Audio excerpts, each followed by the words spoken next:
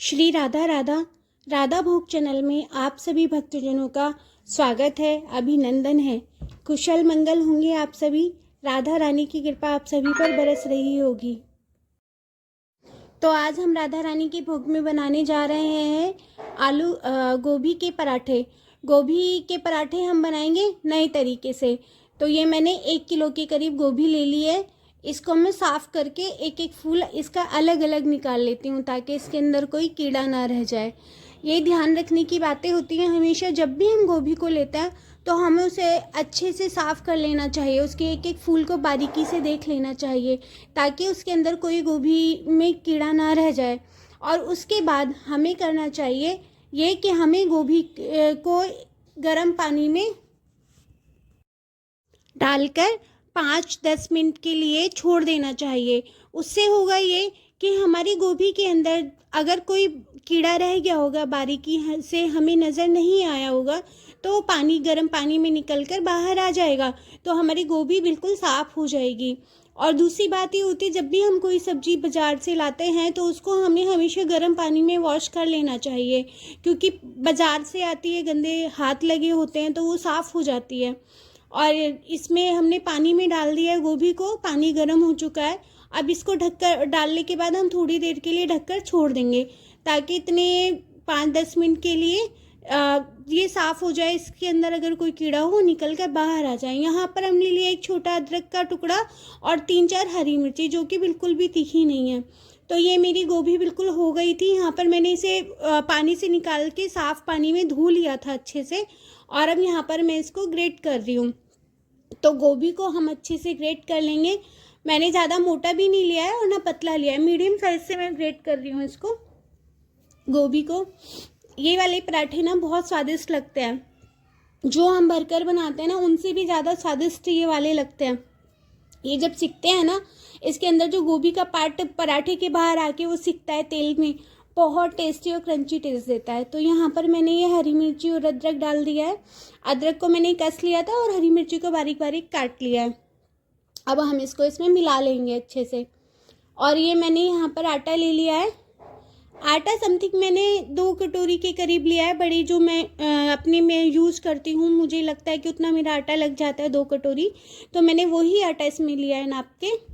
आप भी कोई मेज़रमेंट आपका हो उसी हिसाब से आप आटा ले लीजिएगा। और यहाँ पर मैंने थोड़ी सी लाल मिर्ची पाउडर डाली है जो कि बिल्कुल तीखी नहीं है। हल्दी पाउडर डाला है थोड़ा सा, और ये मैंने 2 चम्मच डाला है धनिया पाउडर। धनिया पाउडर के बिना तो कुछ भी टेस्ट नहीं आता। और ये मैंने थोड़ी सी ली है अजवाइन को मैं हाथ से मल कर डाल दूँगी, क्योंकि इस तरह क्रश करके जो डालते हैं ना अजवाइन को, तो इसकी बड़ी प्यारी सी खुशबू भी आती है और एक टेस्ट भी बहुत अच्छा आता है इसका। दूसरा, आपको पता है कि अजवाइन पेट के लिए भी अच्छी होती है।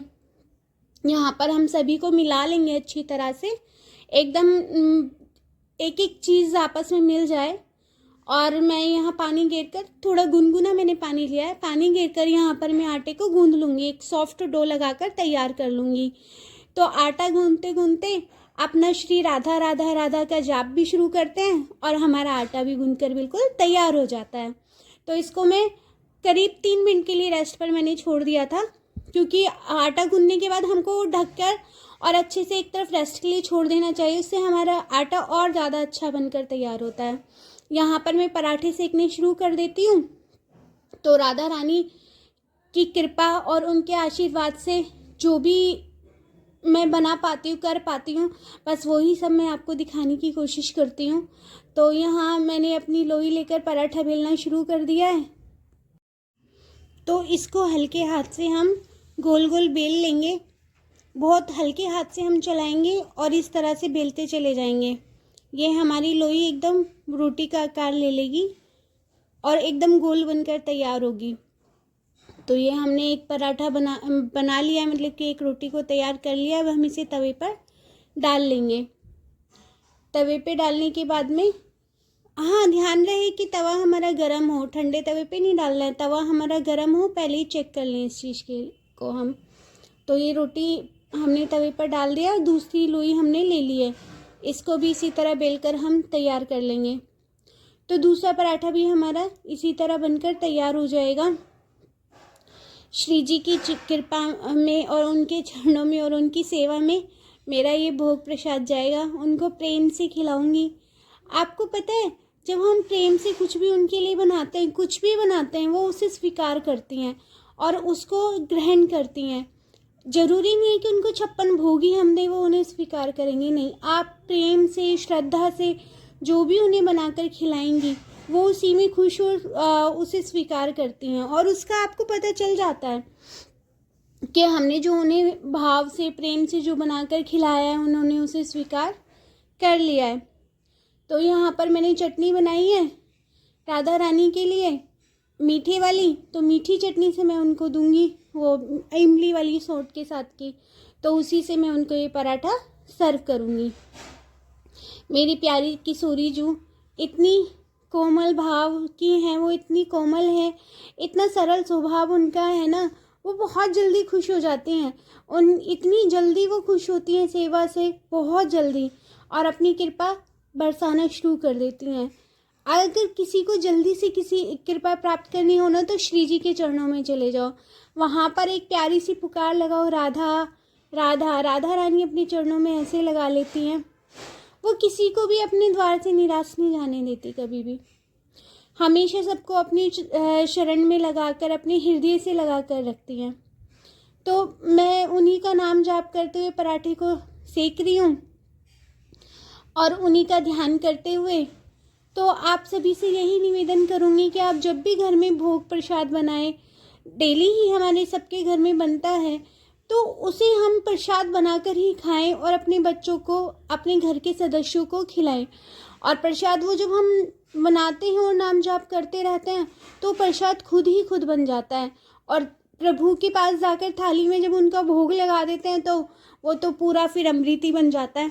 तो इसी तरह हमें रोज़ बनाकर खाना चाहिए और खिलाना चाहिए सबको घर में, तो इससे बहुत ज़्यादा अच्छा होता है।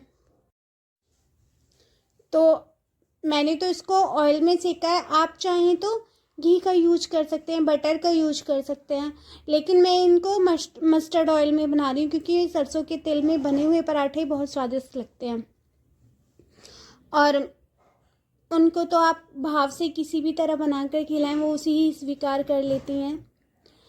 एक चीज़ का और ध्यान रखिए, कितनी बारी होता है कि हमारी ऐसी स्थिति होती है, हम उनको भोग अपने हाथों से नहीं बना सकते, नहीं कुछ होता है कि नहीं खिला सकते, तो उसके लिए हमें क्या करना चाहिए कि हमें पहले से ही कुछ ऐसी रेसिपीज़ हैं जिन्हें हमें बनाकर तैयार करके एक डब्बे में भर के रख लेना चाहिए और उन्हें भोग उस टाइम पे वो भोग दे देना चाहिए। तो ये मेरी थाली लगकर तैयार है श्री जी के चरणों के लिए। आप सभी बोलिए प्रेम से, श्री राधे राधे।